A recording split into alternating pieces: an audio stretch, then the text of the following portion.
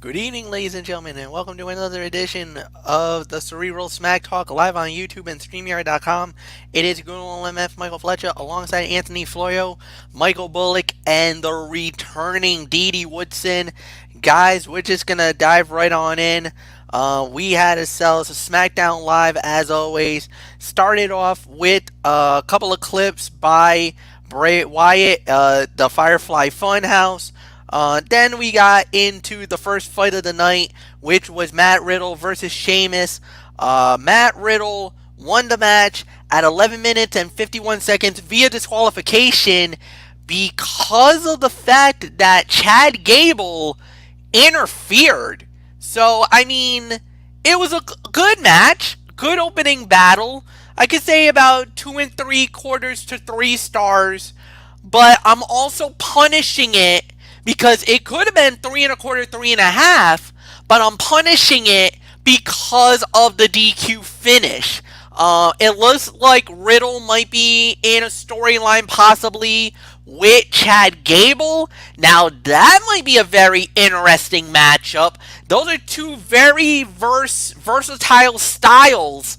High flyers, you can say whatever you want to say. I think that'll be an excellent match, an excellent one-on-one match.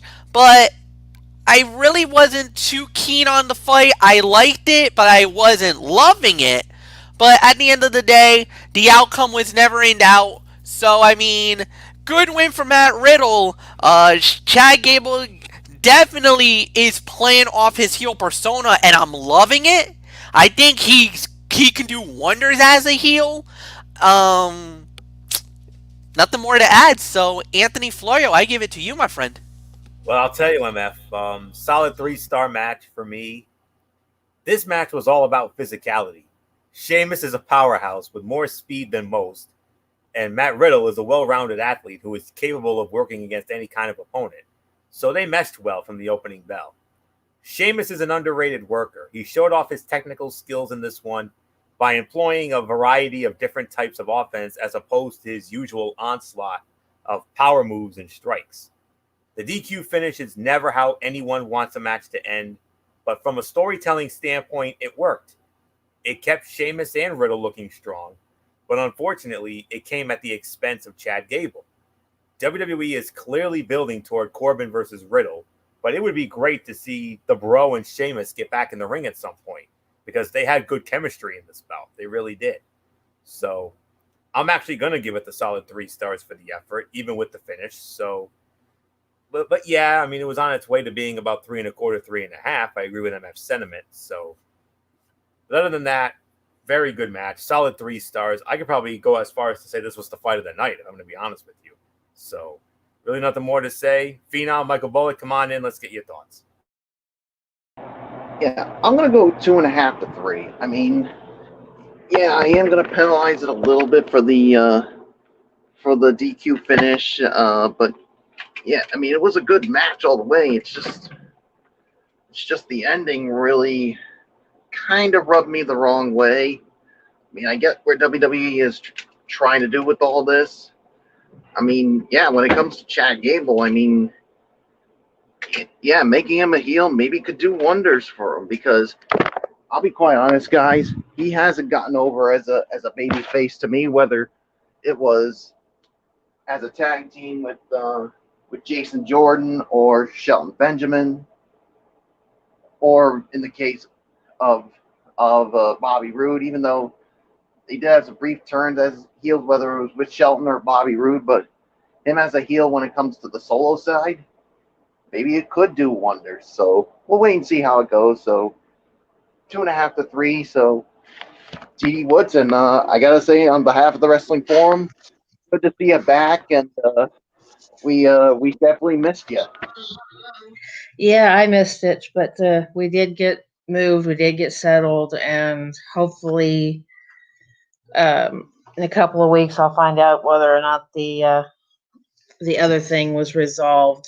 The medical issue was resolved or not, or whether I have to repeat that. So we'll find that out a little later in the month. But yeah, it's good to be back.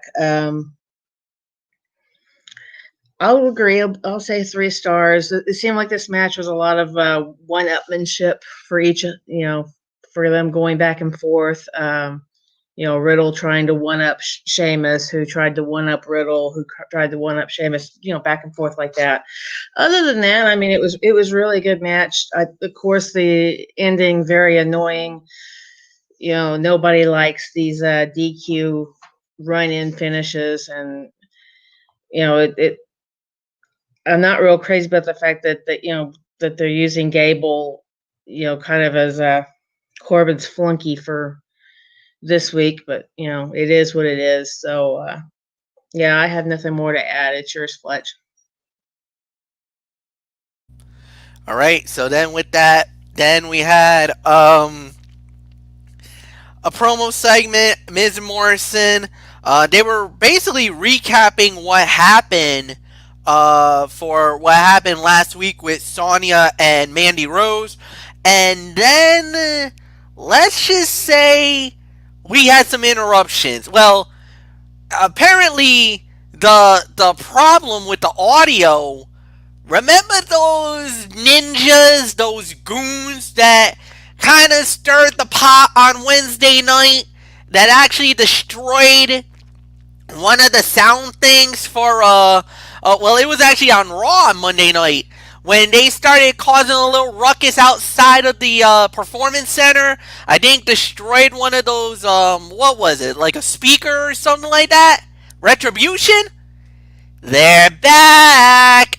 And yeah, they started a little bit of a hornet's nest by basically causing a little trouble by messing with Miz and Morrison's microphones.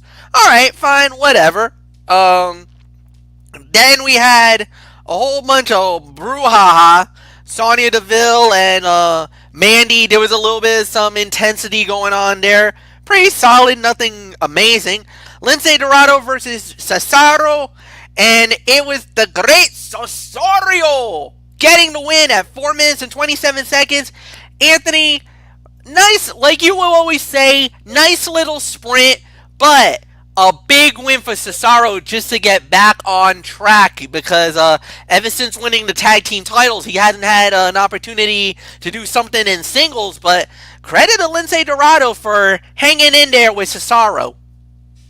Yeah, and it could have set up perhaps a SmackDown tag title feud with the Lucha House Party and Cesaro and Nakamura, but I don't think that's going to happen here. But I want to get into the other thing real quick. Miz and Morrison, they're talented performers who usually make every episode of Miz TV enjoyable, but that was not the case this week, especially during that wig portion of the show. But Sonya Deville brought the segment back up with her promo directed at Mandy Rose. Their storyline has been going on for months and has managed to remain enjoyable so far. And it was also great to see Otis and Tucker back together, but it would have been better if that attack led to an immediate match instead of the main event. But then again, after what happened, well, we can understand why. But anyways, as far as this was concerned, 2 to 2.5 stars. Solid performance, but it suffered from being too short. These guys were having a great exchange, but it felt like it ended too abruptly. Dorado getting a singles match on SmackDown is cool, but the loss makes it unlikely he and Grand Metalik will be the next challengers for the SmackDown Tag Team Championship.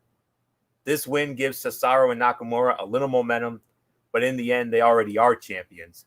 Lince Dorado would have benefited much more from the win. But at the same time, there is one thing that MF likes to preach about, and that is champions winning in non-title matches. Well, you got what you wanted, MF, a champion winning in a non-title match. But this is one case where I would not have minded a loss here. I would not have minded it, but it is what it is. So 2.5 for the effort. I'll give it that. So nothing more to say. Michael Bullock, your thoughts? Yeah, I'll give it about 2.5 in the amount of time it did get. But like you said, it was a nice sprint, and yeah, nice win for Cesaro. In the short amount of time it did get, it gives the Cesaro and Nakamura some little bit of advantage as they are ever since they won the tag team titles. So yeah, there's really nothing more for me to add to it. So I'm just gonna give it to Dee Woodson. Yeah, I can pretty much kind of agree with you guys, so I'm not going to add anything. It's yours, Fletch. Yeah, I mean, it was solid for what it was worth, but nothing too amazing to write home about. It was solid, but like I said, not overly spectacular. Next up, we had was a big promo segment that had Alexa Bliss, The Fiend, and Braun Strowman. Then we had King Corbin versus Jeff Hardy. Hardy won the match in 5 minutes and 27 seconds via disqualification because Sheamus showed up and bro kicked Hardy in the face. Corbin wasn't having that. He's like, well, what the hell's your problem? I had Hardy beat. I could have destroyed him. What the hell you doing sticking your nose where it didn't belong? He's like, you got a problem with me sticking my nose where it didn't belong? Alright, why don't I bro kick the living crap out of you too? So we had a second match as it was Sheamus versus King Corbin. And when it was all said and done, the winner of the match in 5 minutes and 33 seconds in that one was Sheamus because Matt Riddle came down and basically cost Corbin the match. So, Michael Bullock, I'm going to have to do this. Very rare we get to do this, but it's a 2-for-1, my brother. So, Hardy wins by DQ at 527, and then Sheamus beats Corbin at 533. So, it's all yours. Yeah, I mean, both matches, like you said, I mean, were short. I'm going to give this about, as a matter of fact, I'll give this both of the matches here 1.5 to 2. I would say is the correct rating. Even though I think I'm leaning more towards 1.5. I mean, so much craziness from this whole thing. I mean, a lot of all stems back from what happened earlier in the night. So who knows where they're going to go with this as it goes on. So there's really nothing more to say, Fletch. I mean, well, first Dee Woodson, I got to give it to you. I mean, so much craziness in this, even though it was a short match for both of them. Yeah, totally. It's it was very predictable because of what happened earlier in the night with you know Matt Riddle and Sheamus, and now here you have it happening all over again with this one. I'm I literally am just tired of all the DQ crap that we're getting, and I mean this was 2 in 1 night. That was just ridiculous. So yeah, I'm not going to add anything else. I mean, I'm not even going to rate it because I mean the match was going good, started off really good until the DQ finished. So I'm not even going to glorify it with a rating. So it's yours, Fletch. Fair enough, fair enough. I'm not going to disagree or I'm not going to fight anybody with this one. Look, 2 DQ finishes. Was this like an episode of Oprah or something? You get a DQ finish, you get a DQ finish, you get a DQ finish, you get a DQ finish. What the hell is going on, guys? I mean, SmackDown Live. Okay, this is not. This is very unlike you guys. You guys would never be doing this many overbooked finishes. This isn't WCW. This isn't Impact Wrestling. Hell, this is not even Ring of Honor. What are you guys doing? So I got a lot of gripe on this. I'm with Didi on this. I can't even put a rating on it. So Anthony, it's yours. I ain't giving it a rating either. No way. But I will say this: Hardy has momentum after his recent win over Sheamus, so it was a little surprising to see him use for a DQ to initiate a new match between the Irishman and the King. That being said, both matches blended together into one cohesive story, with the earlier interference from Gable planting the seeds for all of this to take place.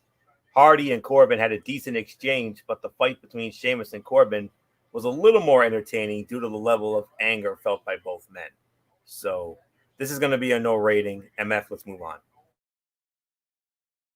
All right, so let's get into the elephant in the room about the women's title situation, because boy did it go down immediately after. So in the ring, Sasha and Bailey gloating about their success and everything else. What else is new? Interrupted by Stephanie McMahon, and Stephanie was sweet talking the two. Talking about how great they've been, the women's evolution, and everything else. Now, here's where it gets interesting. She tells Sasha that she would defend her championship, the Raw Women's title, against Asuka. Um, Basically, if Asuka wins the match, because remember, I think it's if Asuka wins, well, first off, Bailey's got to fight. Who's Bailey? Bailey got forced into a match on Monday against Asuka. against Asuka. So, if Asuka does beat Bailey, then Asuka will fight Sasha at SummerSlam for the Raw Women's title. But for Bailey, her opponent will be determined next week in what's gonna be a battle royale, but not any battle royale. No, no, no, no, no, no, no, no. Every woman from Raw, Smackdown, and NXT will be involved in the match. So basically, you just opened the Pandora's box on who could be Bailey's next challenger. So it could be anybody from Raw, SmackDown, or NXT. For me, honestly, that got me a little concerned, because it's one thing if it's a Raw woman. Okay, that's fine. But what if it's Rhea Ripley? What if it's Io Shirai? What if it's Candice LeRae? What if it's possibly Bianca Belair? And I know Vince is very high on Bianca Belair all of a sudden, and he's also high on Peyton Royce as well. So what if it's one of them to go after Bailey? So this just got really interesting, and we'll have to wait and see what happens. But man alive! All right, so you guys can take it for. Actually, no, it's Dee Dee Woodson. You lead off on this, my dear. Stephanie McMahon dropped a couple of surprising announcements, especially on Bailey. I don't think she saw that one coming. No, I don't think either one of them saw it coming. And honestly, I think it was, a great way for Steph to, let these two know who's actually in charge, because, they thought they were running the whole show, and that, we're going to get to make the rules as we go along. Like Steph said, they found a loophole for last week, by taking out Kyrie, so that Asuka would leave the ring, or whatever week that was, but so Asuka could leave the ring so that Sasha could win. Didn't, and then it just didn't work. And her putting on the referee outfit, these things, yeah, they went into their favor, but in the end, it didn't work, because now they've got Stephanie really hot on their heels right now, and finding her own way, like her dad would, to correct the situation and correct the girls. So yeah, they may have all the gold, but that doesn't mean that they're gonna get all the glory that goes along with it. So yeah, I really enjoyed the segment. I liked the way they handled this. Steph definitely showed that she still is in control, and that she still knows what's best for the ladies. Even correcting the champions. So not much more I'm going to add. Very good segment, very well done. So it's yours, Fletch. Don't ever screw around with the $1 billion princess, because when you do, stuff like this happens. Well, you poke the bear a little bit too much, and sure enough, boom went the dynamite, and the golden role models just might have gotten their comeuppance. We'll wait and see what happens. Obviously, the Asuka versus Sasha thing, no big surprise. But again, Bailey has to win in order to prevent that to happen. If Bailey wins, then basically Sasha and Asuka will not happen. If Asuka wins, then Sasha will face her at SummerSlam for the Raw Women's title. Now, as far as the SmackDown Women's title goes and Bailey, this is very interesting because of the fact that, again, it opens the door for any woman to jump in to this proverbial moment. This is going to be very interesting because obviously, for me, the best contender on the SmackDown side would be Naomi. Now, for Monday Night Raw, I'm gonna call out Bianca Belair's name. I'm gonna call her out. I think she might be the favorite out of the Raw women. As far as the NXT women, wow, man, I can go Mia Yim.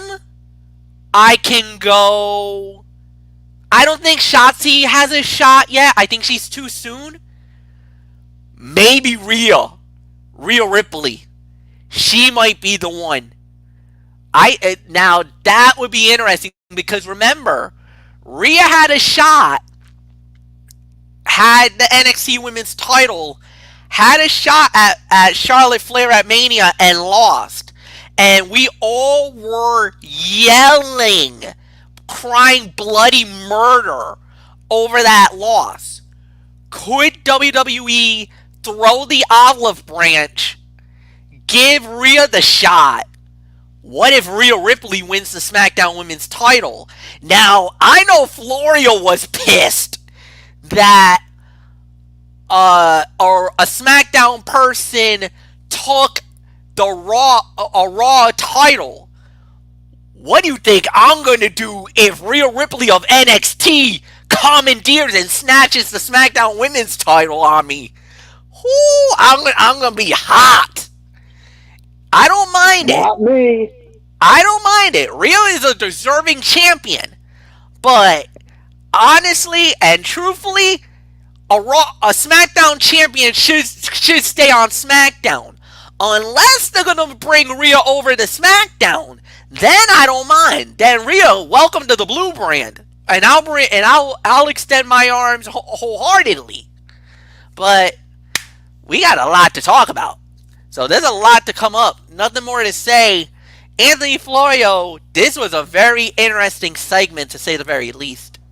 So interesting that I will go as far as to call it the segment of the night, hands down. I mean, Stephanie equals ratings. Let's get that out of the way. Stephanie, or any McMahon for that matter, equals ratings. And man, I mean, great segment here. I mean, great to see Stephanie on SmackDown. I mean, maybe it may have conjured up those memories of when Stephanie McMahon was the inaugural general manager of SmackDown way back when, because with this appearance. But anywho, say what you want about Bailey and Sasha, but they were great here, sucking up to Stephanie to a comedic degree and playing up their confidence, all while allowing their facial expressions to reveal just how concerned they were with Stephanie's announcements. And they make virtually every segment they're in. And that's all there is to say there and when it comes to that. But Monday night, let's be realistic. I think Asuka will defeat Bailey on Monday night, get her rematch, And then in the SummerSlam, we're going to end this little charade of a SmackDown talent holding the Raw Women's Championship. And yes, I am still fuming over that. But I think that BS is going to end in the SummerSlam. I do believe Asuka will get her title back. And yes, but look, I understand, but I'm speaking from a professional standpoint, not a personal one. I'm right there with you. They're annoying little twats. Let's be realistic. But from a professional standpoint, that's where I was getting at. So just wanted to address that. Now, as far as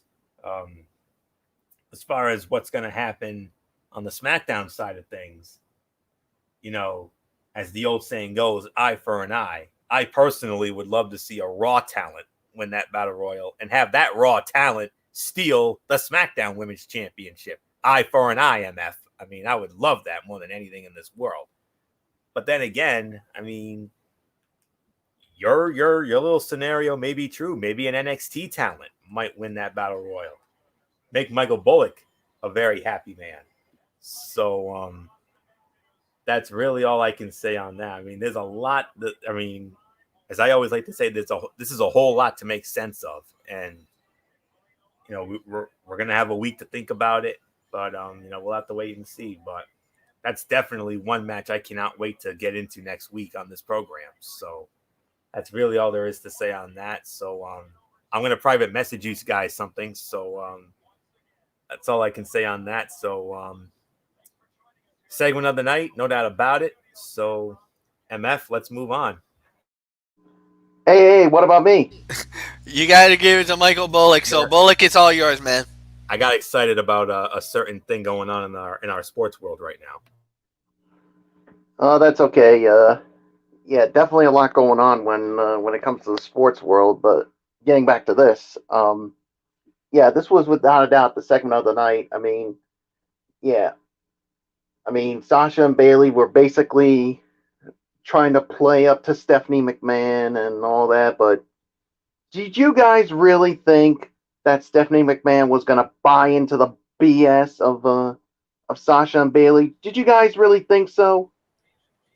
With me being the biggest Stephanie mark out of all of us, absolutely not.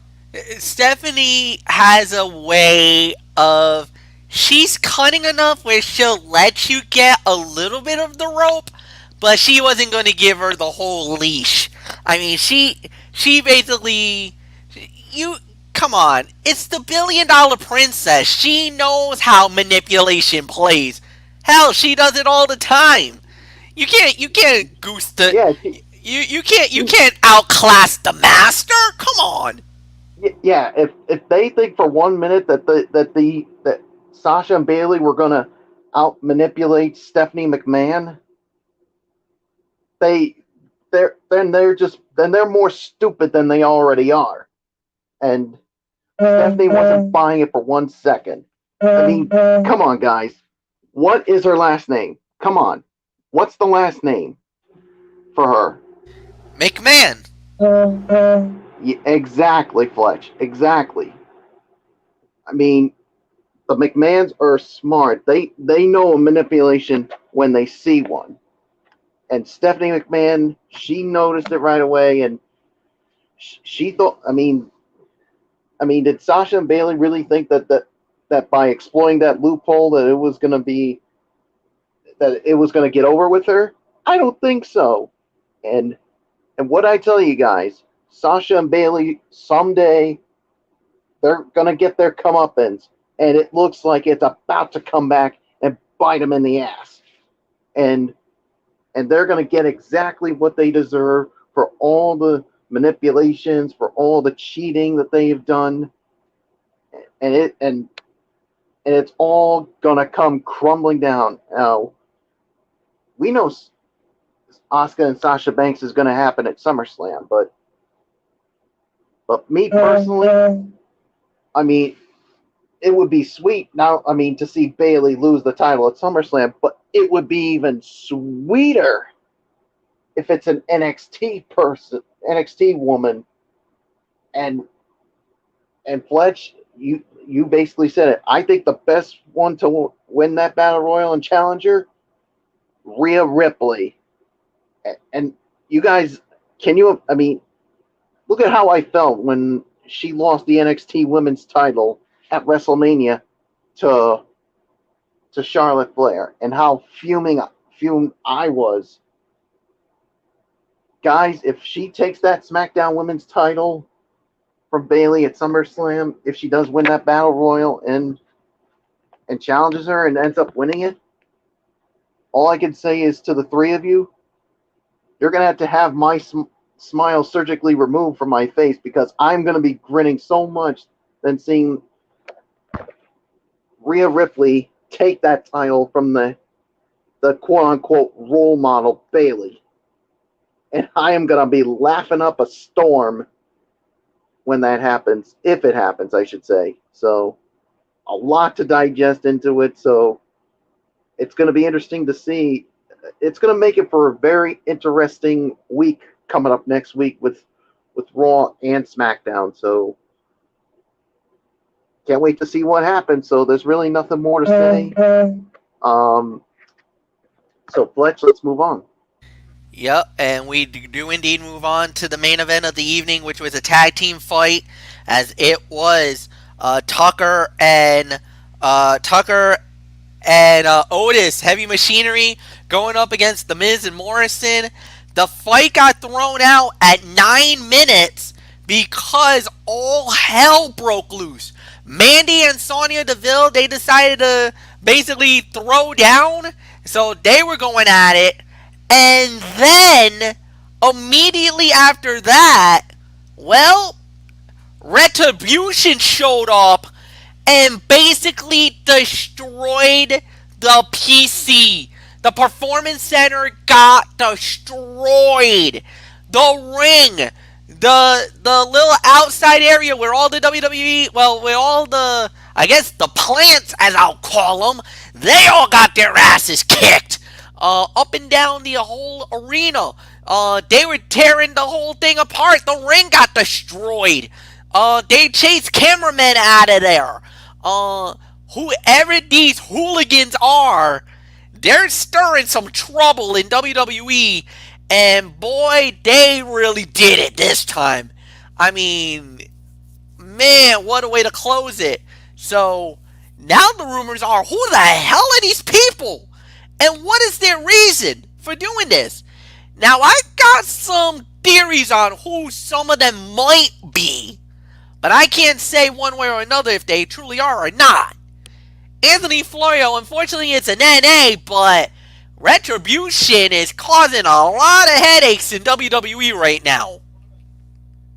I guess they're not fans of SmackDown. I guess because they cut up the blue ropes and they chased Cole and Graves away, and they got to some of the developmental talent, including one of the women. Wow. Okay. Okay. The first half of this was a standard tag match. Both teams got in their usual moves, but Miz and Morrison dominated most of the action. That's going to be an NA, obviously. The fight between Sonya and Mandy injected some needed energy. They were vicious and were not about to let anyone get in their way. The ending with Retribution coming in and wrecking shop was very reminiscent of the debut of the Nexus a little over 10 years ago. This, however, was a lot more chaotic than what the Nexus did. This new group is intriguing, but WWE should not wait too long to reveal who is behind the masks. A few developmental talents stick out, but many of them are not easily identifiable. The timing of introducing a group like this is odd. Now, we know the rumors going around right now about WWE taking SummerSlam outside of the Performance Center. Was this WWE's way of doing that? I mean, was this basically their way of basically writing out the Performance Center? I mean,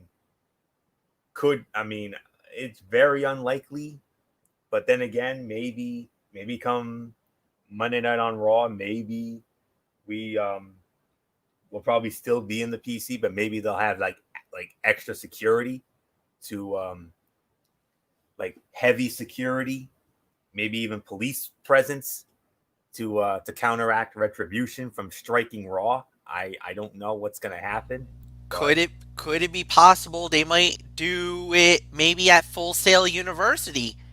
Maybe say that the PC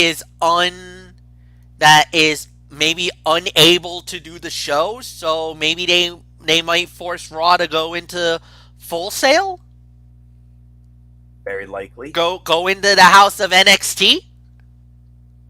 I mean, it's very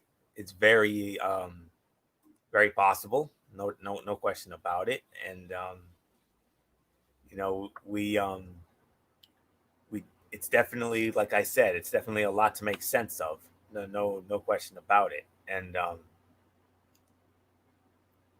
now, now there are possibilities. There are possible. Now I just came across something. Now I don't know if this is true or not, but I think I may have a few of the possible members of Retribution. Um, a guy named Tom Collahue. He does a podcast called Dropkick Discussions, and he noted, based on what he knew, the faction was reportedly set to comprise of various NXT call-ups who are set to come up soon. Those would include NXT superstars sitting on the sidelines. And he revealed the names of, now take this with a grain of salt, read into this what you will. He revealed the names of Dominic Dijakovic, Chelsea Green, and Vanessa Bourne as some of the talents who could possibly be a part of Retribution. And that's really all there is to say on that. So those are the only names that he threw out. And I don't know if there are any. No, those are the only names he threw out. They're out to create some chaos, and the storyline should blossom in these couple of weeks leading up to SummerSlam. So, as we all know, plans in WWE change daily, and WWE could always tweak around with the formation of Retribution before the eventual revelation. But we should not be surprised to see a bunch of NXT call-ups being revealed in this faction. But those are the three names that came out. So read into those names what you will. Take it with a grain of salt, as Derek would always say. So I don't know. So I'm sure that we'll have to wait and see come Monday night. We'll have to wait and see, if not tonight, maybe over the weekend, or maybe even sometime on Monday. Maybe we'll hopefully there'll be some dirt sheets that come out. We'll probably get some news as to where is Monday Night Raw. Will Monday Night Raw be at the Performance Center on Monday night, or will it be forced to move to Full Sail? I don't know. We'll have to wait and see. And of course, another rumor going around is that within the next couple of weeks, that WWE could not only have a small number of fans, but could also be going back to live programming within the next couple of weeks as well, maybe like shortly after SummerSlam. So definitely a lot to think about and a lot to get into and make sense of, but we'll have to wait and see. So NA for the fight, obviously, but boy, howdy, Michael Bullock. I mean, were you having flashbacks to the Nexus 10 years ago based on what Retribution did? But I think what Retribution did was a lot worse than what the Nexus did 10 years ago. Oh yeah. I mean, it did remind me of what the Nexus did 10 years ago. I mean, I can't believe that it was 10 years ago when Nexus invaded and did what they did. I mean, I don't think any of us. I mean, yeah, what Retribution did was worse than what the Nexus did, but yeah, the tag team fight was an NA, but man, oh man, Retribution really wreaking havoc. So hopefully, it won't be long before we find out who these guys are that's causing all this. I mean, Florio makes some points. I mean, especially with the names he's heard, but we're just gonna have to wait and see. So, Dee Woodson, it's yours. It's certainly interesting to see what's going on with this new faction that's attacking Raw and SmackDown. Yeah, they pretty much kind of destroyed the Performance Center, spray painting things, taking out the so-called audience, which basically is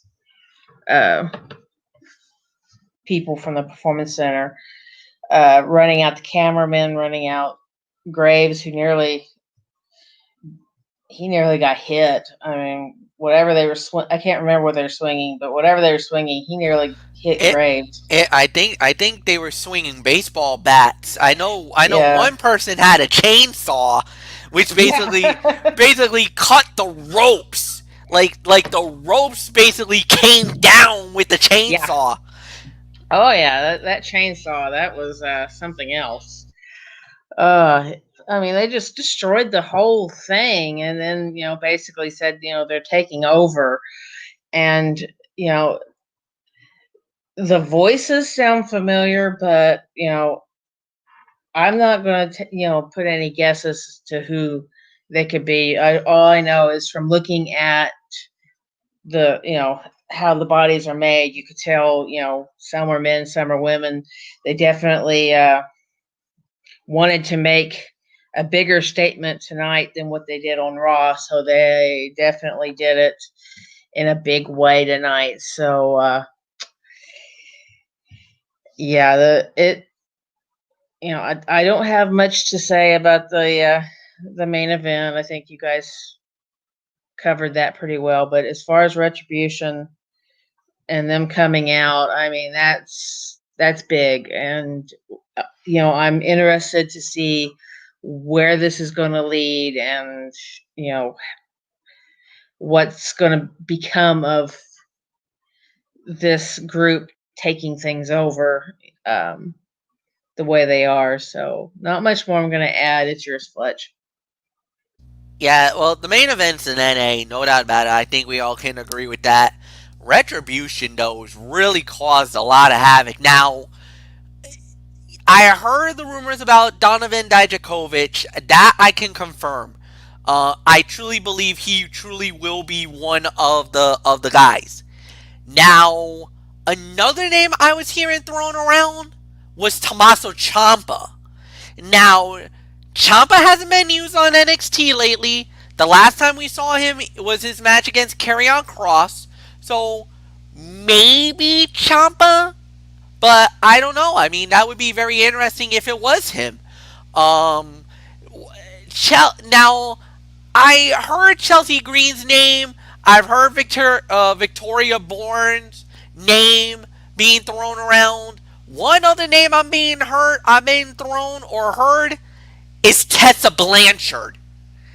Oh, imagine if it's her. She is the highest coveted, one of the biggest names in wrestling today. What if it's Tessa? I mean, the former Impact World Champion coming to WWE and joining this stable? Oh my god, that would be huge. So, and the thing is that yes, there's definitely some women in the group because, like you said, they attacked some of the women that were out there. I mean, I think Kaden Carter was in the crowd. So was Casey Catanzaro. I think they were both in the crowd and they both got jumped by whoever this crew is. So obviously we know there's definitely some women in this stable. So I mean, we'll wait and see what happens. But yeah, this was a chaotic way to close SmackDown. Nothing more to say. And Anthony Florio, you lead off on the final thought for tonight's show. Well, I'll be honest. This was not a good show. To be honest with you, it's a damn shame, man. I mean, between Raw and SmackDown, I mean, over the last few weeks, we both our shows have been really good. We've been putting together solid to good shows almost every week for a nice period of time. But this past week, Monday Night Raw, ugh, don't even get me started on that. That was an absolute dumpster fire and a half. But this SmackDown was no better, if I'm going to be honest. I mean, it was a little better, but still, I mean, definitely a big step back from the last few weeks. Way too many DQ finishes. I mean, we only had like one really good match, one really good segment, and then the chaos at the end. And after a bit of a rebound week last week, tonight's SmackDown felt like a step backward. The problems start at the top of the card with Braun Strowman becoming an entirely laughable, over-the-top parody of a tough guy. It extends to a severe lack of depth in the main event, and in the mid-card, a total lack of development in the tag team division, and an over-dependency on The Miz, John Morrison, and King Corbin. I enjoyed what we got out of Riddle and Sheamus and hope we can see them have a proper match down the road. The show closing angle, while not feeling quite as organic as I'm sure they would have hoped, was chaotic and different enough to garner some buzz and keep eyes on the screens on the program for another week or so. So, I would, if I had to put a rating on this, I would have to probably, I would have to channel my inner Bret Hart and give it the Bret Hart not impressed meme. I would probably put like a 4 out of 10 on this. So, that's all there is to really say on this. Not a good week for Raw, not a good week from SmackDown. I would have to say NXT had the best week this week. Be encouraged by that, Bullock. I mean, you guys had a solid show this week, but Raw was garbage. SmackDown was not that was no better.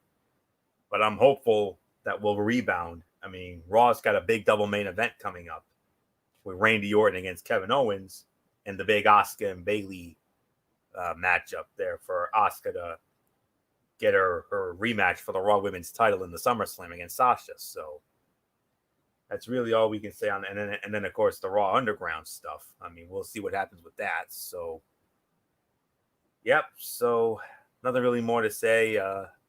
Black week. If I had to give it a rating, 4 out of 10. Michael Bullock, you heard of the Bret Hart not impressed meme? Well, you can add Anthony Florio not impressed to that meme as well. Yeah, it was definitely not a good show. I mean, I agree. If we were doing a rating, it would be a 4 out of 10. I mean, way too many DQ finishes, only one good match. I mean, it just really, it really didn't hit me. I mean, the thing is, I mean, these two shows, Raw and SmackDown, they really need to put on something good, especially with SummerSlam being so close.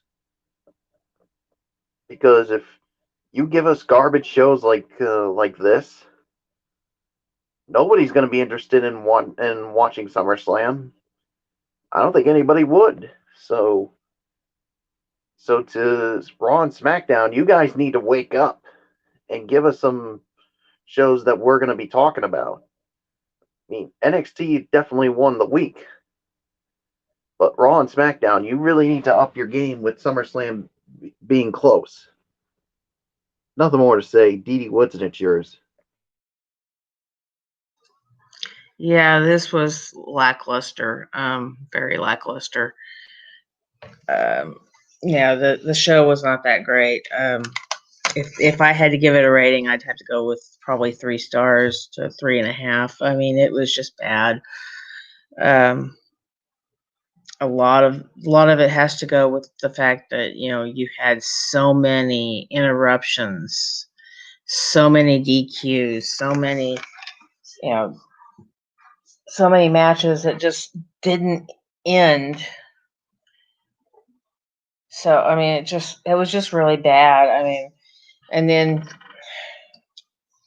some of the segments were okay. Some of the segments, just you're like wanting it to go away. You don't want to listen to it. It was just a really bad show, bad night. Hopefully, things will turn around. We'll start getting some good product again. But right now, that what we saw tonight, it just sucked, and it was just really bad. I mean, we didn't even have an explanation of how Alexa Bliss got in the ring because she didn't walk out with Bray Wyatt. How did she get out in the ring? There's just a lot of unanswered questions. A lot of things that WWE should have addressed, didn't address, or things that they did address that they didn't need to address. And I mean, it's just a lot of chaos and a lot of problems, period. I mean, they need to sit down and they need to say, hey, look, this is what we need to do. And they better start doing it soon, because, the more they do this kind of stuff, the more they're going to be hearing people changing the channels to find something else to watch. It is what it is. I'm being brutally honest. So, yeah, nothing more I have to add. So, good night, guys. Good night, Dee Dee. And I actually totally agree with everything she just said. I agree with everything she just said. The brutal honesty is what they need. And this was a pretty shitty show. And I'm going to openly admit that. I'm going to openly criticize my own show because you know how loyal I am. You know how much I bleed Team Blue. But this was not good tonight. This was definitely a lackluster show. This didn't live up to the hype. This didn't live up to any expectation. They got to do better, and they got to really, really, really work hard now. It was a very lackluster is not even the key word. This was a throwaway show. This was a punt. They literally punted this show. This was like Pat McAfee taking the head off of Adam Cole type of punt that they just did. So that's exactly what this show was all about tonight. So Can I bring a term up that they used to use back in the 60s? This was the Jump the Shark show. yeah, 70s, I guess it was. This was like the Happy Days. This was like the Fonzie jumping the shark. Right. And everybody remembers after that episode, that show was never the same after that episode. That show Exactly. that ended Happy Days as you know it. Everybody loved Happy Days until the Fonzie jumping the shark moment. Once he did that, forget it. Like it destroyed the show. So hopefully we don't have another moment like that. Right. That was almost like remember WCW? Remember how the Monday Night War was going on, and then the finger poke of doom happened, and that Mm-hmm. destroyed WCW? Like that literally destroyed WCW. The momentum shifted. The Monday Night War was over at that point because WWE was no longer going to lose the war.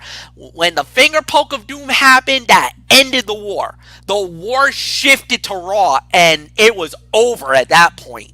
So, no, there's nothing more to say. This was a garbage show. We're out of here. We're done. Monday night, well, actually, Sunday night is the third edition of the Bruins Beat. This time it's a real crucial game.